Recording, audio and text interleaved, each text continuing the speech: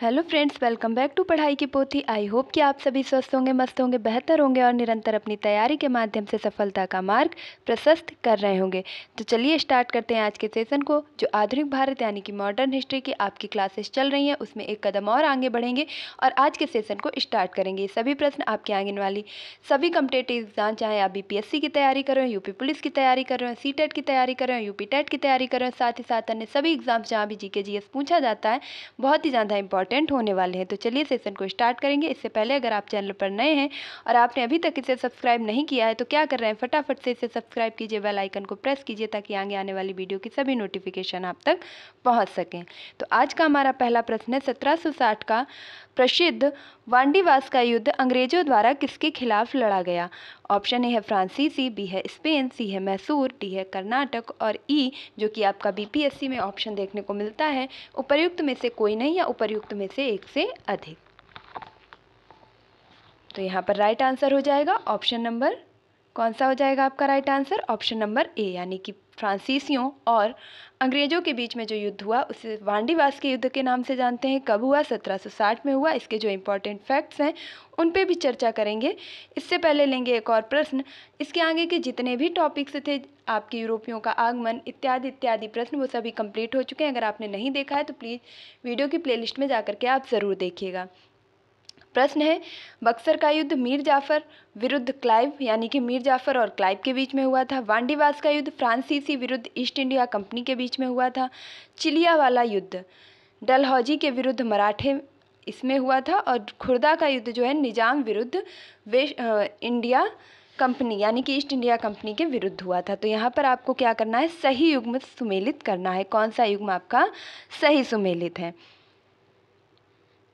तो यहाँ पर अभी हमने देखा था 1760 में वांडीवास का युद्ध फ्रांसीसियों और ईस्ट इंडिया कंपनी के बीच में हुआ था। वहीं अगर बक्सर की बात की जाए तो ये 1764 में हुआ था। और ये हुआ किसके बीच में था? तो ये आपका त्रिपक्षीय सेना ने इसमें भाग लिया था, जिसमें हमने देखा था कि अवध की तरफ से शुजाउद्दौला और वहीं आपके मीर कासिम बंगाल की तरफ से थे। और अगर बात की जाए दिल्ली की तरफ से मुगल शासक कौन था? तो शाह आलम द्वितीय। और ये त्रिकुटी सेना ने भाग लिया था और अंग्रेजों ने क्या किया था कि इस त्रिकुटी सेना को हरा दिया था। और यहीं से अंग्रेजों के जो शासन की एक मजबूत नींव कहते हैं वह पड़ जाती है। तो यहाँ आपका फिलहाल ऑप्शन क्या राइट था? तो आपका ऑप्शन राइट था ऑप्शन नंबर बी। देखिए वही सारी चीज़ें यहाँ पर आपको दी गई हैं जो मैंने अभी अभी आपको एक्सप्लेनेशन में बता रखा है। इसी के साथ साथ हम देख लेते हैं अगला युद्ध। और अगले युद्ध के बारे में, अगले प्रश्न के बारे में आपको आंसर दिख चुका होगा। प्रश्न पूछा गया है कि निम्न में से किसने भारत में अंग्रेजों का विरोध किया? किसने भारत में अंग्रेजों का सबसे अधिक विरोध किया? तो क्या मुगलों ने किया, क्या सिखों ने किया, राजपूतों ने किया या मराठा ने किया? तो यहाँ पर देखा जाए तो विरोध तो सभी ने किया, लेकिन जो सबसे ज़्यादा विरोध किया वह किसने किया? मराठाओं ने। Option number A is the right answer. अगला प्रश्न है आप सभी के सामने। देखिए मराठाओं से संबंधित युद्ध आपके लिए बहुत ही ज़्यादा इंपॉर्टेंट है। भारत में अंग्रेजों का सर्वाधिक विरोध मराठाओं द्वारा किया गया था। 3 आंग्ल मराठा युद्ध भी हुए थे। जिस तरीके से आपने फ्रांसीसी और जो है ईस्ट इंडिया कंपनी के बीच में युद्ध देखा वांडीवास का 1760 में, ऐसे ही आपके कर्नाटक के भी युद्ध हुए। इसी प्रकार आपके कौन से युद्ध हुए? तो आंग्ल मराठा युद्ध हुए। तो आंग्ल मराठा युद्ध कितने हुए? तो आपके 3 हुए। और मराठा शक्ति को दबाया जा सका इन युद्धों के बाद। साम्राज्य के खंडहरों पर मराठाओं ने अपने साम्राज्य की आधारशिला रखी। उन्हीं परिस्थितियों में अंग्रेजों ने भी लाभ उठाया। इसी के बाद अगर बात की जाए कि प्रथम आंग्ल मराठा युद्ध में अंग्रेजों को मुंह की खानी पड़ी। तो पहला जो आंग्ल मराठा युद्ध हुआ था, आंग्ल मतलब अंग्रेज और मराठा मतलब कि मराठाओं से जो युद्ध हुआ था उसमें जो अंग्रेज थे वो हार गए थे और सालाबाई की संधि से ये युद्ध समाप्त कर दिया गया था। वहीं वेलेजनी ने 1802 में अपने सहायक संधि के जाल में पेशवा को बांध लिया। 1818 में लॉर्ड हेस्टिंग्स ने मराठाओं की रही सही शक्ति को समाप्त कर ब्रिटिश सर्वोच्चता की स्थापना की। तो प्रश्न यहाँ से पूछा जाएगा कि सर्वाधिक विरोध किसने किया अंग्रेजों का? तो मराठाओं ने किया। कितने आंग्ल मैसूर युद्ध हुए? तो 3 आंग्ल मैसूर युद्ध हुए। और पहले युद्ध में जो अंग्रेज हैं उन्हें हार का सामना करना पड़ा। और आगे चल के जो ये युद्ध है वो प्रथम युद्ध समाप्त हुआ था सालाबाई की संधि से। और अंततः जो युद्ध है वह मराठाओं को हार की ओर ले गया। और यहाँ पर हेस्टिंग्स ने क्या किया? इनकी रही सही शक्ति को भी समाप्त कर दिया। अगला प्रश्न है आप सभी के सामने। नेक्स्ट प्रश्न है, रणजीत सिंह के राज्य में सम्मिलित था। ऑप्शन ए है दिल्ली, बी है काबुल, सी है मकराना और डी है श्रीनगर। तो देखिए यहाँ पर हमारे पास व्याख्या भी है। जो हम पंजाब और इनके युद्ध पढ़ रहे हैं, पंजाब मैसूर और आपके जो आंग्ल मराठा युद्ध है, इनके बारे में जो क्वेश्चंस कर रहे हैं, इनकी थ्योरी भी मेरे पास अवेलेबल है। क्योंकि मुझे ऐसा लग रहा है ये आपका प्रैक्टिस सेशन है, तो प्रैक्टिस ही बेहतर तरीके से होनी चाहिए। और अगर आपको लगता है कि हम बीच बीच में फैक्ट्स को लेते रहें, पहले फैक्ट्स बताएं उसके बाद क्वेश्चन कराएं, तो आप कमेंट बॉक्स में ज़रूर बताइएगा। मैं ऐसा ही करूँगी ताकि आपको ये क्वेश्चन बनाने आसान लगने लगे और साथ ही साथ आपका एक बेहतर रिविजन भी हो सके। तो फिलहाल यहाँ पर जो राइट आंसर होगा वह हो जाएगा ऑप्शन नंबर डी, यानी कि श्रीनगर। रणजीत सिंह के राज्य में सम्मिलित था श्रीनगर। अगला प्रश्न देखेंगे। अब देखिए यहाँ पे एक्सप्लेनेशन आया है, तो इसे मैं फटाफट से आपको एक बार बता देती हूँ ताकि जो थ्योरी आपने नहीं पढ़ रखी है पहले, उसके बारे में भी आपको पता चल जाए। तो रणजीत सिंह का जन्म 13 नवंबर 1780 को सुकरचकिया मिशल के मुखिया महासिंह के घर में हुआ था। महाराजा, देखिए ऐसा हुआ था कि पहले जो इनके सुकरचकिया मिसल यानी कि कई मिसलें थीं, उनमें सभी मिसल अपने आप को ज़्यादा शक्तिशाली प्रदर्शित करते थे, अपनी अपनी शक्ति का वर्चस्व दिखाते थे। उनमें से ही एक मिसल थी सुकरचकिया। उनके घर जन्म हुआ था किसका? तो रणजीत सिंह का। कब हुआ था? 13 नवंबर 1780 को। महाराजा रणजीत सिंह और अंग्रेजों के बीच 25 अप्रैल 1809 को अमृतसर की संधि हुई। संधि का तात्कालिक प्रभाव यह हुआ कि रणजीत सिंह का सतलज पार के सिख राजाओं के ऊपर प्रभुत्व जमाने का स्वप्न टूट गया। परंतु दूसरी ओर, जैसा कनिंघम ने कहा है कि रणजीत सिंह को पश्चिम दिशा में प्रसार करने की खुली छूट मिल गई, उसने 1818 में मुल्तान, 1819 में कश्मीर और 1834 में पेशावर को जीत लिया। इस प्रकार प्रश्नगत विकल्पों में श्रीनगर रणजीत सिंह के राज्य में सम्मिलित था। तो यहाँ से जो हमें इंपॉर्टेंट क्वेश्चंस मिलते हैं वो इतने ही निकलेंगे कि सबसे पहले आपसे पूछा जाएगा कि जो महाराजा रणजीत सिंह है वह किस मिसल से संबंधित थे? सुकरचकिया मिसल से। साथ ही साथ इन्होंने कौन सी संधि की थी अंग्रेजों से? तो अमृतसर की संधि की थी। परंतु इन्होंने अपने युद्ध के द्वारा अपनी जो शक्ति का ज़्यादा प्रदर्शन करते हुए कितने जगह को जीत लिया था? तो इन्होंने मुल्तान को भी जीता, कश्मीर को भी जीता, पेशावर को भी जीता और साथ ही साथ श्रीनगर पर भी इनका अधिकार हो चुका था। अगला प्रश्न है आप सभी के सामने कि रणजीत सिंह किस मिसल से संबंधित थे? ऑप्शन ए है सुकरचकिया, संघवालिया, आहलूवालिया, रामगढ़िया। तो यहाँ पर राइट आंसर क्या हो जाएगा? क्योंकि अभी अभी हमने देखा किससे संबंधित थे? सुकरचकिया। तो जब भी एक्सप्लेनेशन पढ़ा जाए तो आप बिल्कुल भी ये महसूस मत कीजिए कि ये मेरे काम का नहीं है। असली प्रश्न आपसे वहीं से पूछे जाते हैं। अगला प्रश्न है महाराजा रणजीत सिंह के राज्य की राजधानी थी। ऑप्शन ए है अमृतसर, बी है पटियाला, सी है लाहौर और डी है कपूरथला। तो यहाँ पर आपका राइट आंसर हो जाएगा लाहौर, यानी कि महाराजा रणजीत सिंह के राज्य की जो राजधानी थी वह कौन सी थी? लाहौर थी। किस मिसल से संबंधित थे? सुकरचकिया मिसल से संबंधित थे। और अगला प्रश्न आपके सामने है। देखिए यहाँ पर सभी आए हुए प्रश्नों का ही संकलन है। अगर बात की जाए तो सीधे सीधे ये आपके सामान्य अध्ययन घटना चक्र का पूरा रिवीजन चल रहा है, जिसे आप ऑनलाइन तरीके से भी सुन सकते हैं। अगर आपको पढ़ने में दिक्कत हो रही है, समझ नहीं आ रहा है, तो आप अच्छे से सुनकर भी अपनी तैयारी कर सकते हैं। तो 1798 में अफगानिस्तान के शासक जमना शाह ने पंजाब पर आक्रमण किया। वापस जाते समय उनकी तोपें चिनाब नदी में गिर गई। रणजीत सिंह ने उन्हें निकलवा कर वापस भिजवा दिया। उस सेवा के बदले जमान शाह ने उन्हें लाहौर पर अधिकार करने की अनुमति दे दी। 1799 में रणजीत सिंह ने तत्काल लाहौर पर अधिकार कर लिया तथा उसे अपनी राजधानी बना लिया। तो यहाँ पर अगर देखा जाए कि रणजीत सिंह ने लाहौर को अपनी राजधानी बनाने के लिए ना ही कोई युद्ध किया, ना ही कोई संघर्ष किया, ना ही किसी राजा को पराजित किया, बल्कि ये लाहौर तक का जो इन्हें क्षेत्र मिल गया था वो एक कह सकते हैं कि उदारता में या एक उनके प्रति जो ऐसा भाव आ गया था कि ये बहुत ही ईमानदार हैं, अच्छे व्यक्ति हैं। इस प्रकार से जमान शाह ने क्या किया था कि इनको अधिकार क्षेत्र वहाँ तक प्रदान कर दिया था। तो आपसे प्रश्न पूछा जा सकता है कि जो महाराजा रणजीत सिंह हैं इनको लाहौर तक का अधिकार पत्र किसने दे दिया था? तो ये दे दिया था आपके शासक कौन थे? जमान शाह। क्यों दे दिया था? क्योंकि जब जमान शाह युद्ध करके वापस लौट रहे थे तो इनकी तोपें चिनाब नदी में गिर गई थी और रणजीत सिंह को ये बिल्कुल पसंद नहीं था कि हम किसी की भी चीज़ को चोरी से या बचा करके अपने पास रख लें।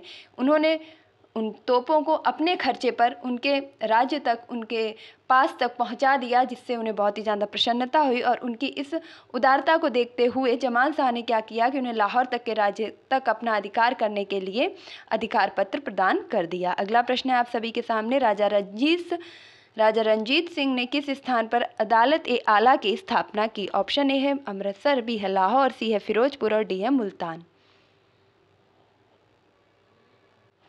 तो यहाँ पर जो आपका राइट आंसर होगा वह हो जाएगा Lahore. Option number b is the right answer. और लाहौर से क्या संबंधित है, तो लाहौर को ही महाराजा रणजीत सिंह ने अपनी राजधानी भी बनाया था। महाराजा रणजीत सिंह किस चकिया से संबंधित थे, तो सुकर चकिया से संबंधित थे। किस मिसल से, तो सुकर चकिया से। महाराजा रणजीत सिंह को लाहौर तक अधिकार पत्र किसने दिया था, तो जमान शाह ने दिया था। अंग्रेजों के साथ इन्होंने कौन सी संधि की थी, तो अमृतसर की संधि की थी। इन सभी प्रश्नों को रिकॉल करते रहे। नेक्स्ट है, रणजीत सिंह न्याय व्यवस्था कठोर रखता था। राज्य की सर्वोच्चता अदालत का नाम अदालत ए आला रखा था। यह अदालत लाहौर में स्थित थी। रणजीत सिंह स्वयं उसके प्रधान न्यायाधीश थे। तो प्रश्न पूछा भी जा सकता है कि रणजीत सिंह द्वारा अदालत ए आला बनाई गई थी, उसका मुख्य अधिकारी या प्रधान न्यायाधीश कौन था, तो वह स्वयं थे। नेक्स्ट प्रश्न है, रणजीत सिंह ने सुप्रसिद्ध कोहिनूर हीरा प्राप्त किया था। ऑप्शन ए शाह सूजा से, बी है जमान शाह से, सी है दोस्त मोहम्मद से और डी है शेर अली से। ये जो कोहिनूर हीरा की पूरी कहानी है, ये भारत से गया भी बाहर और उसके बाद ऐसे शासक हुए जो इसे फिर से वापस भारत में ले आए और उसके बाद फिर से ये हमेशा के लिए भारत से चला गया, जब आखिरी में नादिर शाह इसे लूट करके ले जाता है। तो इसके पहले भी ऐसा नहीं है कि नादिर शाह ले गया तो वो पहली बार लेके गया, इसके पहले भी कोहिनूर हीरा भारत के बाहर जा चुका था, लेकिन उसे वापस लाया गया। तो यहाँ पर आपका जो राइट आंसर होगा वह हो जाएगा ऑप्शन नंबर ए, यानी कि रणजीत सिंह को जो कोहिनूर हीरा है वह शाह सूजा के द्वारा प्राप्त हुआ था। अब इसके पीछे की क्या कहानी है, थोड़ा इसके बारे में पढ़ लेंगे। तो चलिए, इसमें बताया गया है कि पंजाब अहमद शाह अब्दाली के साम्राज्य का भाग था। साथ ही साथ 1773 ईस्वी में उसकी मृत्यु के पश्चात मुल्तान, कश्मीर इत्यादि छोटे छोटे भागों को छोड़कर शेष सिख मिसलों का अधिकार हो गया। यानी कि सबसे पहले क्या था कि अहमद शाह अब्दाली जो है पंजाब साम्राज्य, अहमद शाह अब्दाली वहाँ से छोड़ करके उसे भाग गया था। अफगानों के आंतरिक झगड़ों के कारण रणजीत सिंह को अपनी स्थिति दृढ़ करने का अवसर मिल गया। अब जो अफगान थे वो आपस में ही लड़ रहे थे, जिस कारण जो रणजीत सिंह ने उन्होंने अपनी शक्ति को स्थापित कर लिया। अहमद शाह अब्दाली का पौत्र शाह सूजा काबुल की गद्दी पर बैठा, परंतु उसके भाई शाह महमूद ने शक्तिशाली बरकजई सरदारों और फतेह खां और दोस्त मोहम्मद की सहायता से 1809 में विस्थापित कर दिया तथा स्वयं कश्मीर के पेशावर पर अधिकार कर लिया। इसी अवसर पर शाह सूजा ने काबुल का राज्य प्राप्त करने के लिए रणजीत सिंह से सहायता मांगी और उन्हें कोहिनूर हीरा भेंट किया। तो आप याद रखेंगे कि अहमद शाह अब्दाली जो कि पंजाब का साम्राज्य छोड़ करके भागा था, परंतु उसकी मृत्यु के पश्चात जो मुल्तान था, कश्मीर इत्यादि छोटे छोटे मिसलों में बट गया था और अफगान जो थे वो आपस में ही क्या कर रहे थे, वैर करते जा रहे थे, जिसका सही उपयोग करके रणजीत सिंह ने दोबारा अपना शासन वहाँ पर स्थापित कर लिया। और साथ ही साथ जब आगे चल करके इसका पौत्र आया कौन, तो शाह सूजा, और शाह सूजा ने जब अन्य जो है अफगान है उनको हराने का प्रयास किया तो इसने रणजीत सिंह से मदद मांगी, और जब रणजीत सिंह के मदद मांगी तो उस मदद के बदले इसने जो कोहिनूर हीरा था उसे भेंट कर दिया। अगला प्रश्न देखेंगे और प्रश्न है कि निम्नलिखित में से किसने कहा था, ईश्वर की इच्छा थी कि मैं सब धर्मों को एक निगाह से देखूं, इसलिए उसने दूसरी आंख की रोशनी ले ली। ऐसा किसके बारे में कहा गया है या ऐसा किसने कहा है, तो ऑप्शन ए है रणजीत सिंह, बी है महाराजा शेर सिंह, सी है महाराजा दिलीप सिंह और डी है इनमें से कोई नहीं। तो यहाँ पर आपका जो राइट आंसर होगा वह हो जाएगा ऑप्शन नंबर ए, यानी कि महाराजा रणजीत सिंह ने कहा था कि ईश्वर की इच्छा थी कि मैं सब धर्मों को एक निगाह से देखूं, इसलिए उसने मेरी दूसरी आंख की रोशनी छीन ली। अब देखेंगे कि इसके पीछे की कहानी क्या है। तो रणजीत सिंह का जन्म जब 1780 में हुआ था, 13 नवंबर को सुकरचकिया मिसल में, वहीं 12 वर्ष के ही थे उनके पिता का स्वर्गवास हो गया। साथ ही साथ 1792 से 97 तक प्रतिशासन परिषद, जिसमें इनकी माता, सास और दीवान लखपत राय थे, ने शासन कार्य चलाए। यानी कि इनके पिता के ना रहने के बाद 12 वर्ष के ही थे जब इनके पिता खत्म हो गए और उसके बाद उसका शासन किसने चलाया, तो इनकी माता, सास और दीवान ने चलाया। उन्होंने समस्त कार्यभार स्वयं संभाल लिया। रणजीत सिंह ने लाहौर पर 1799 में, अमृतसर पर 1805 में, फरीदकोट, मालेर कोटला और अम्बाला में 1708 में विजय प्राप्त की। रणजीत सिंह एक योग्य शासक थे। उन्होंने कहा था ईश्वर की इच्छा थी कि मैं सब धर्मों को एक निगाह से देखूं, इसलिए उन्होंने मेरी दूसरी आंख की रोशनी छीन ली। तो चलिए, इसके बारे में भी हमने पता कर लिया है। आगे चलेंगे, नेक्स्ट प्रश्न देखेंगे। नेक्स्ट प्रश्न है कि महाराजा रणजीत सिंह के उत्तराधिकारी हुए तो कौन हुए। ऑप्शन ए है हरि सिंह नलवा, बी है खड़क सिंह, सी है शेर सिंह और डी है निहाल सिंह। तो यहाँ पर आपका राइट आंसर हो जाएगा ऑप्शन नंबर बी यानी कि खड़क सिंह। खड़क सिंह जो हैं वो महाराजा रणजीत सिंह के उत्तराधिकारी थे। नेक्स्ट प्रश्न देखेंगे। अगला प्रश्न है कि सिख साम्राज्य का अंतिम राजा कौन था। ऑप्शन ए है खड़क सिंह, बी है शेर सिंह, सी है नवनिहाल सिंह और डी है दिलीप सिंह। तो जो सिख साम्राज्य का अंतिम राजा हुआ, अंतिम शासक हुआ, वह था Dilip Singh. Option number D is the right answer. इसी दिलीप सिंह को अंत में अंग्रेजों ने क्या किया था, पेंशन भोगी बना करके भेज दिया था। नेक्स्ट प्रश्न देखेंगे। पंजाब के पूर्व महाराजा दिलीप सिंह के विषय में निम्नलिखित में से कौन एक कथन सत्य है। ऑप्शन आपको दिए गए हैं दिलीप सिंह के बारे में और उनके बारे में जो आपका सही कथन है वह पूछा गया है। ऑप्शन ए 23 अक्टूबर 1893 को उनका निधन पेरिस में हुआ, बी है नासिक में उनकी अंत्येष्टि हुई, सी है उन्होंने कभी भी सिख धर्म नहीं छोड़ा था और डी है वह कभी भी रूस नहीं गए थे। तो यहाँ पर आपका राइट आंसर क्या होगा। तो यहाँ पर आपका जो राइट आंसर होगा वह हो जाएगा ऑप्शन नंबर ए यानी कि 23 अक्टूबर 1893 को उनका निधन कहाँ हुआ था, तो पेरिस में हुआ। क्योंकि मैंने अभी अभी आपको बताया अंत में इन्हों को क्या किया गया था, अंग्रेजों ने पेंशन भोगी बना करके भेज दिया था भारत से। चलिए अब इनके बारे में भी थोड़ा सा देख लेते हैं।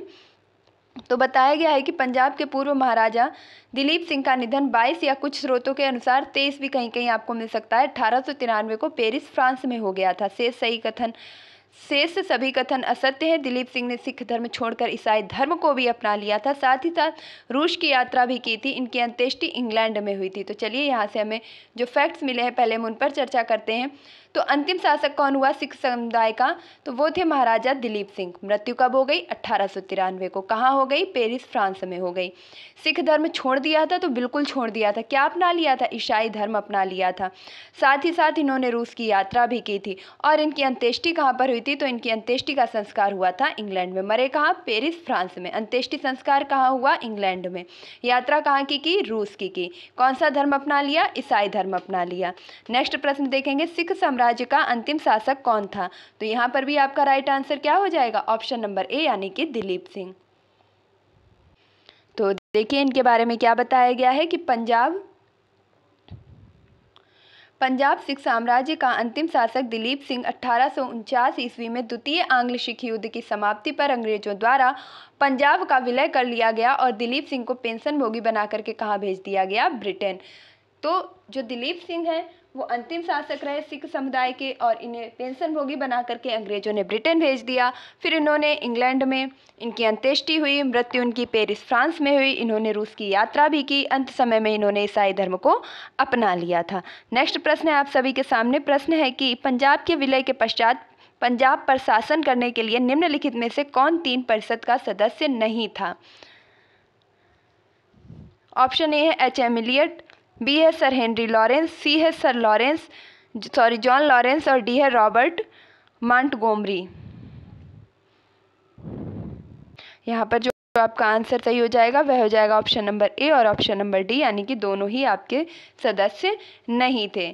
और अगले प्रश्न की ओर बढ़ेंगे। नेक्स्ट प्रश्न है, तो प्रश्न को करने से पहले देख लेंगे कि जो 3 परिषद के सदस्य थे वे थे कौन कौन से। तो पंजाब के ब्रिटिश साम्राज्य में विलय होने के बाद डलहौजी ने 1849 में क्या किया कि पंजाब पर शासन करने के 3 लोगों की एक परिषद बना दी। अब उस परिषद में कौन कौन थे, तो हेनरी लॉरेंस थे, जॉन लॉरेंस थे, चार्ल्स ग्रैनविल और मार्शल को सदस्य के रूप में नियुक्त किया गया था, जबकि एच.एम. इलियट तथा रॉबर्ट मॉन्टगोमरी इस परिषद से संबंधित नहीं थे। नेक्स्ट प्रश्न है, प्रथम आंग्ल मैसूर युद्ध में कौन विजयी हुआ। ऑप्शन ए है अंग्रेज, बी है हैदर अली, सी है मराठा और डी है हैदराबाद के निजाम। तो यहाँ पर आपका राइट आंसर हो जाएगा ऑप्शन नंबर बी यानी कि प्रथम आंग्ल मैसूर में विजयी हुआ था हैदर अली। हार किसकी हुई थी, तो अंग्रेजों की हार हुई थी। अब इसके बारे में थोड़ा डिटेल में भी पढ़ लेंगे क्योंकि ये जो युद्ध हैं इनसे कभी कभी प्रश्न आपसे पूछ लिए जाते हैं अंदर से भी। तो प्रथम आंग्ल मैसूर 1767 से 69 के बीच में हुआ, जिसमें हैदर अली जो है वह जीत जाता है। मराठे अंग्रेज हैदर के विरुद्ध एक त्रिगुट संधि में सम्मिलित हुए। निजाम, मराठे और अंग्रेज ये क्या हुए, एक तरफ हो गए, और हैदर अली क्या हो गया, अकेला पड़ गया। हैदर ने कूटनीति सूझबूझ से त्रिकुट को भंग करने का प्रयास किया। उसने मराठों को धन देकर, निजाम को प्रदेश का प्रलोभन देकर अपनी ओर मिला लिया और फिर कर्नाटक पर आक्रमण किया। यानी कि अंग्रेजों ने क्या किया, अंग्रेजों को पता था कि वह हैदर अली को नहीं हरा पाएंगे, इसलिए उन्होंने मराठों का और निजाम का, हैदराबाद के निजामों का सहारा लेना उचित समझा। लेकिन चूंकि हैदर अली कूटनीतिज्ञ भी था और उसने कूटनीति और सूझबूझ का प्रयोग करते हुए क्या किया कि निजामों को भी एक लालच दे दिया कि हम आपको प्रदेश देंगे, प्रलोभन दिया, साथ ही साथ मराठाओं को क्या दिया, तो धन का प्रलोभन दिया और इनको अपनी ओर मिला लिया, और फिर इन्होंने कर्नाटक पर युद्ध किया। अंग्रेजों की प्रारंभिक सफलता के कारण निजाम पुनः अंग्रेजों की ओर चला गया। हैदर अली ने उत्साहपूर्वक लड़ते हुए 1768 में मंगलौर पर अधिकार कर लिया। मार्च 1769 ईस्वी में उसकी सेनाएं मद्रास तक जा पहुंची। अंग्रेजों ने व्यवस्था में हैदर अली की शर्त पर 4 अप्रैल 1769 को मद्रास की संधि की। यानी कि जो पहला युद्ध हुआ उसमें हैदर अली ने हार नहीं मानी और अपनी सूझबूझ से अंग्रेजों को हरा दिया। नेक्स्ट प्रश्न है आप सभी के सामने, निम्नलिखित में से कौन 1755 में डिंडीगुल मैसूर में एक आधुनिक शस्त्रागार की स्थापना की। यानी कि डिंडीगुल मैसूर में एक आधुनिक शस्त्रागार की स्थापना किसके द्वारा की गई थी, नंदराज के द्वारा, हैदर अली के द्वारा, देवराज के द्वारा, चिक्का कृष्णराज के द्वारा। तो यहाँ पर राइट आंसर हो जाएगा Hyder Ali. Option number b is the right answer. Chikka Krishnaraj तो इसके पहले का शासक था। तो नेक्स्ट प्रश्न आपका देखेंगे, और अगला प्रश्न है कि ब्रिटिश जनरल जिसने हैदर अली की पोर्टो नोवो के युद्ध में हराया, यानी कि जिस जनरल ने हैदर अली को हराया था वो युद्ध कौन सा था, तो पोर्टो नोवो का युद्ध। और वह जो शासक था वह कौन था, तो वह अंग्रेज शासक था। ऑप्शन ए है आपके सामने कैप्टन पेपहिम, बी है आयरकूट, सी है हेक्टर मुनरो और डी है जनरल गोडार्ड। तो राइट आंसर हो जाएगा ऑप्शन नंबर बी, यानी कि आयरकूट। आयरकूट और हैदर अली के बीच में युद्ध हुआ पोर्टो-नोवो में, जिसमें हैदर अली को हार का सामना करना पड़ा। नेक्स्ट प्रश्न है, टीपू सुल्तान ने अपनी राजधानी कहाँ बनाई। तो ऑप्शन ए है श्रीरंगपट्टनम, बी है मैसूर, सी है बंगलौर, डी है कोयम्बटूर। तो टीपू सुल्तान ने अपनी राजधानी बनाई थी श्रीरंगपट्टनम में। Option number b is the right answer. Ranjit Singh ने अपनी राजधानी कहाँ बनाई थी, तो रणजीत सिंह ने अपनी राजधानी बनाया था लाहौर को। कहाँ बनाया था, तो लाहौर को बनाया था। लाहौर पर अधिकार पत्र किसने दिया था इन्हें, तो जमान शाह ने दिया था। किसने दिया था, जमान शाह ने दिया था। क्यों दिया था, क्योंकि अफगानिस्तान जाते समय युद्ध के बाद जब वे लौट रहे थे उनकी तोपें गिर गई थी, तो इन्होंने क्या किया था, उन्हें अपने खर्चे पर उनके महल तक पहुंचवा दिया था, वापस कर दिया था।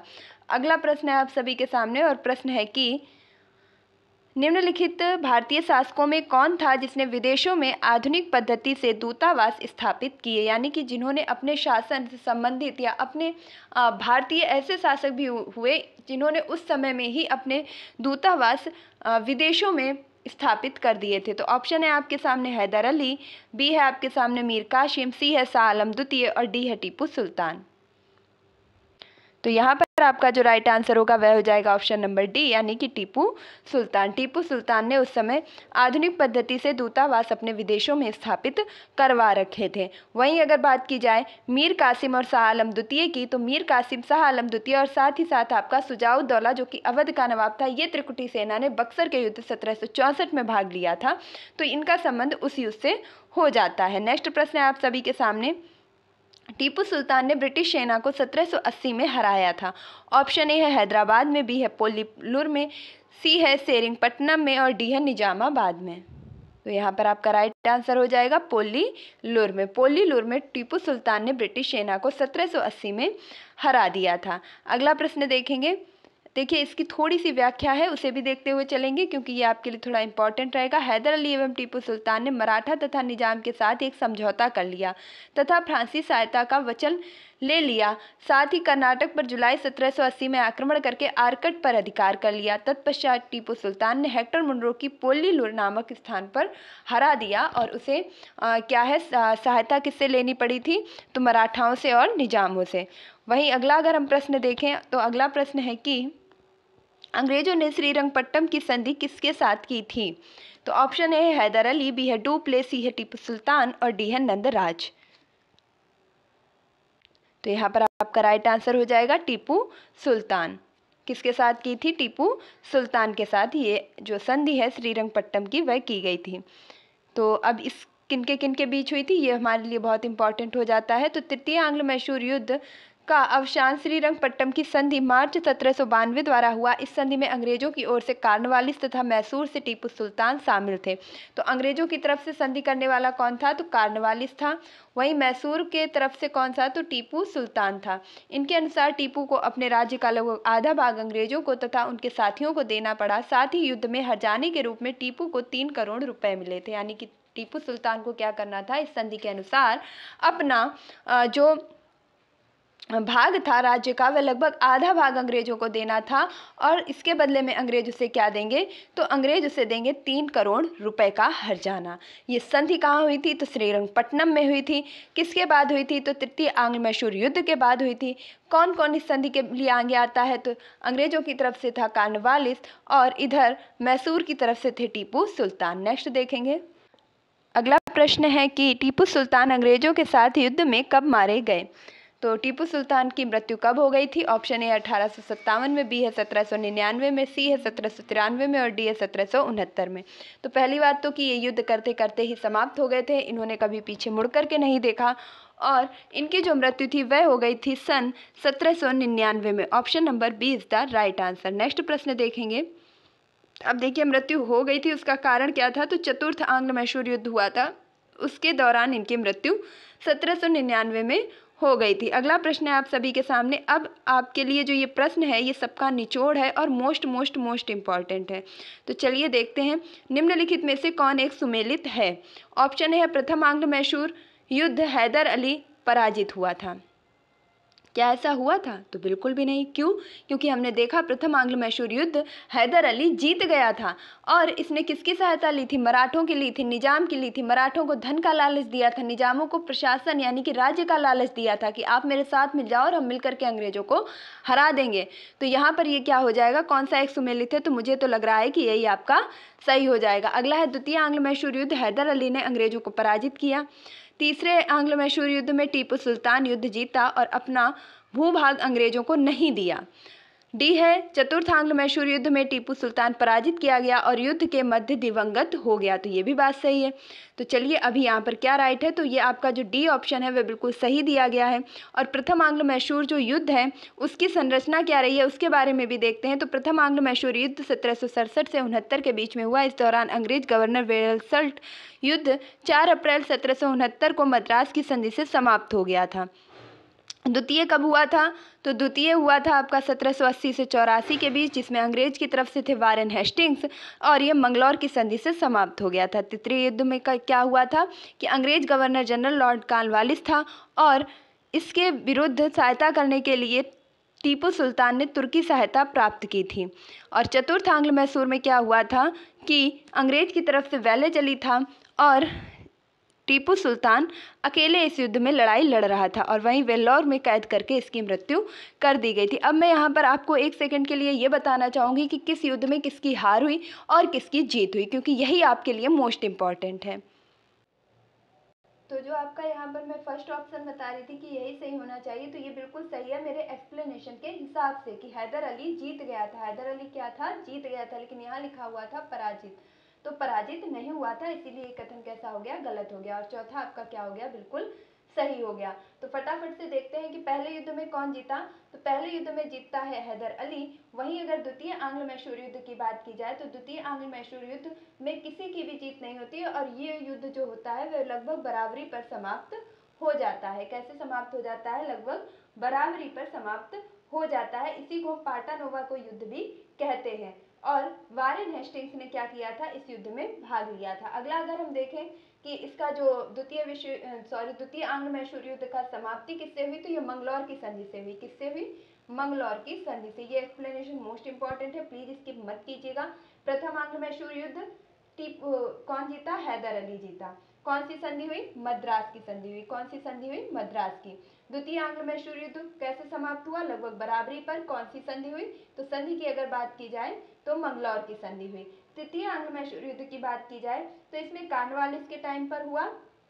और वहीं अगर इसकी समाप्ति की बात की जाए तो श्रीरंगपट्टम की संधि हुई। कौन सी हुई, श्रीरंगपट्टनम की संधि हुई। और इसमें कौन जीता?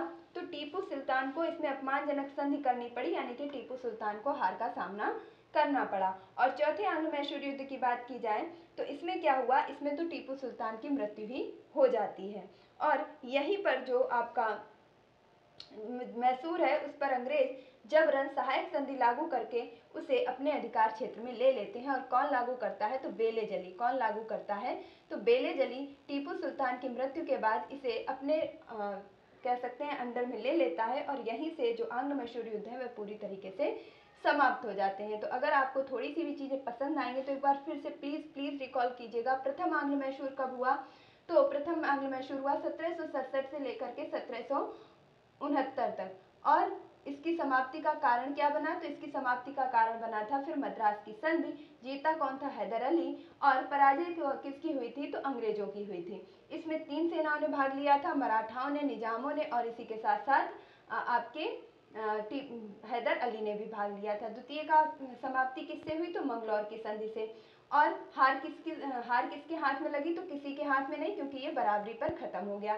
तृतीय का समाप्ति कैसे हुई? तो तृतीय की समाप्ति श्रीरंगपट्टनम से और इसमें जीत किसकी हुई? तो अंग्रेजों की हुई। चौथे में किसकी जीत हुई? तो अंग्रेजों ने टीपू सुल्तान की मृत्यु कर दी और उसी के बाद उसको अपने अधिकार क्षेत्र में ले लिया। नेक्स्ट प्रश्न देखेंगे। तो अब जो प्रश्न है आपके सामने, जिन लोगों को भी बोरियत महसूस हो रही थी, एक्सप्लेनेशन क्यों? तो अब दीजिए आप फटाफट से आंसर कि इलाहाबाद की संधि कब हुई, मंगलौर की संधि कब हुई, सालाबाई की संधि कब हुई, मद्रास की संधि कब हुई। तो चलिए फटाफट से आंसर कीजिएगा। तो अगर आपने थोड़ी बहुत चीज़ें भी ध्यान से देखी हैं तो आप बता पा रहे होंगे। तो सबसे पहले हम देंगे इलाहाबाद की संधि। और इलाहाबाद की संधि हुई थी 1765 में। क्यों हुई थी? तो याद रखिएगा क्योंकि 1764 में हुआ था बक्सर का युद्ध। और बक्सर के युद्ध में जो त्रिकुटी सेना थी शाह आलम द्वितीय, कहाँ से? तो मुगलों की तरफ से शाह आलम द्वितीय था, अवध की तरफ से शुजाउद्दौला था और बंगाल के तरफ से कौन था? तो वह था मीर कासिम। ये तीनों हारते हैं और वहीं पर होती है 1764 में बक्सर के युद्ध की समाप्ति। और समाप्ति पर होती है इलाहाबाद की संधि। और इलाहाबाद की संधि कराने के लिए कौन आता है? तो आता है क्लाइव। और क्लाइव इस संधि में कहता है कि अब जो बंगाल का शासन है वह 2 श्रेणियों में होगा, यानी कि द्वैत शासन लागू कर देगा। तो जितनी भी आय है वह आएगी अंग्रेजों के पास और जितना व्यय का कार्य है, जैसे सेवा है, वाणिज्य है इत्यादि चीजें किसके पास जाएंगी? तो वह जाएंगी आपके जो बंगाल के नवाब हैं उनके खाते में। तो इस प्रकार आपको इलाहाबाद की संधि क्यों हुई, कैसे हुई, संधि में क्या क्या कहा गया, ये सारी चीजें समझ आ चुकी होंगी। तो पहला तो आपका ऑप्शन बिल्कुल करेक्ट हो जाएगा। फिर अब हम बात करते हैं मंगलौर की संधि की, जो अभी अभी हम चर्चा कर रहे थे कि मंगलौर की संधि आपकी हुई थी कब? तो ये हुई थी 1784 में। क्यों हुई थी? क्योंकि आपका चल रहा था आंग्ल मैसूर युद्ध और द्वितीय आंग्ल मैसूर युद्ध लगभग बराबरी पर समाप्त हुआ और मंगलौर की संधि के द्वारा इसे समाप्त कर दिया गया था। नेक्स्ट है सालाबाई की संधि। और सालाबाई की संधि हुई थी 1782 में। कब हुई थी? 1782 में। अब आपका आखिरी बचता है मद्रास की संधि। और मद्रास की संधि कब हुई थी? तो आपके प्रथम आंग्ल मैसूर की समाप्ति पर मद्रास की संधि हुई थी 1769 को। तो इस प्रकार आपका राइट आंसर हो जाएगा ऑप्शन नंबर सी। तो आई होप आपको ये प्रश्न जरूर समझ आ गया होगा। नेक्स्ट प्रश्न है आप सभी के सामने कि बेगम समरू ने एक अति प्रसिद्ध चर्च का निर्माण करवाया। जो बेगम समरू है इन्होंने एक प्रसिद्ध चर्च का निर्माण करवाया और वह चर्च का नाम क्या है? तो उस चर्च का नाम था सरधना। क्या नाम था? उस चर्च का निर्माण इन्होंने कहाँ करवाया? तो उसका नाम था सरधना में करवाया था। कहाँ करवाया था? सरधना में। इसके आंसर को भी देख लेंगे। बेगम समरू ने एक अति प्रसिद्ध चर्च का निर्माण मेरठ के निकट सरधना में करवाया था। तो कहाँ करवाया था? मेरठ में करवाया था। किसने करवाया था? तो बेगम समरू ने करवाया था। नेक्स्ट प्रश्न है आप सभी के सामने कि निम्नलिखित कथनों में से एक सही नहीं है, यानी कि 4 आपके सही हैं लेकिन एक कथन सही नहीं दिया गया है। तो पहला प्रश्न है अली मर्दान खान ने बंगाल में राजस्व कृषि पद्धति प्रारंभ की। बी है महाराजा रणजीत सिंह ने लाहौर में तोपों के निर्माण के लिए आधुनिक ढलाई खाने की स्थापना की। सी है आमेर में सवाई जय सिंह ने यूक्लिड में रेखा गणितों के तत्वों का संस्कृत में अनुवाद करवाया। मैसूर में टीपू सुल्तान ने श्रृंगेरी देवी में देवी शारदा की मूर्ति के निर्माण के लिए धन दिया। तो यहाँ पर आपसे पूछा गया है कि कौन सा एक कथन सत्य नहीं है, यानी कि 4 में से आपके 3 सही हैं और एक गलत है। तो फटाफट से उत्तर कीजिएगा। तो यहाँ पर आपका राइट आंसर हो जाएगा ऑप्शन नंबर ए, यानी कि यही आपका सही नहीं है, यानी कि अली मर्दान खान ने बंगाल में राजस्व कृषि पद्धति प्रारंभ नहीं की थी। बाकी के आपके दिए गए तीनों ऑप्शन सही हैं, यानी कि रणजीत सिंह ने लाहौर में तोप निर्माण के लिए एक आधुनिक ढलाई खाना भी खोला, आमेर में सवाई जय सिंह ने रेखागणित के तत्वों को संस्कृत में अनुवादित भी करवाया और टीपू सुल्तान ने श्रृंगेरी देवी में देवी शारदा की मूर्ति के लिए धन भी दिया था। नेक्स्ट देखेंगे।